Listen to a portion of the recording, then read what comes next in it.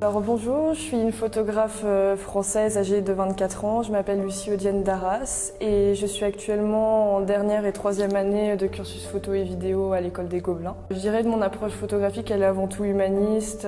Je cherche à chaque fois à travers mes clichés à mettre en avant ce qui se dégage d'une personne. Enfin voilà, sublimer la personne mais aussi sublimer l'atmosphère.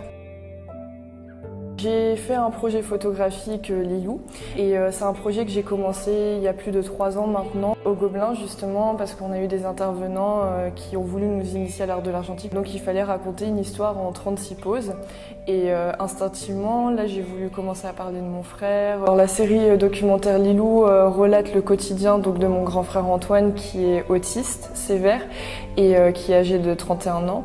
Et il réside dans un foyer médicalisé en Normandie près de Caen.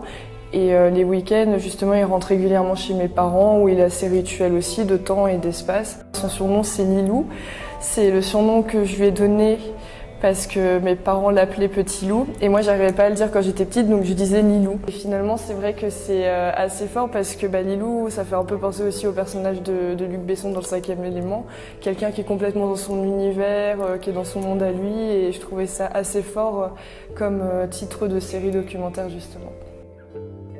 Si vraiment il y en a une que je trouve peut-être plus percutante et plus marquante que les autres, je dirais que c'est la photo où mon frère est justement sur la plage, derrière un grand tirage de Peter Lindbergh.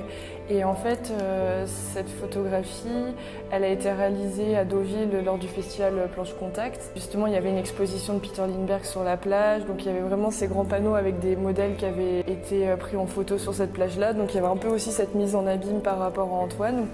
Et instinctivement, Antoine s'est positionné de lui-même devant cette photo, comme s'il était partie prenante de ce tirage-là.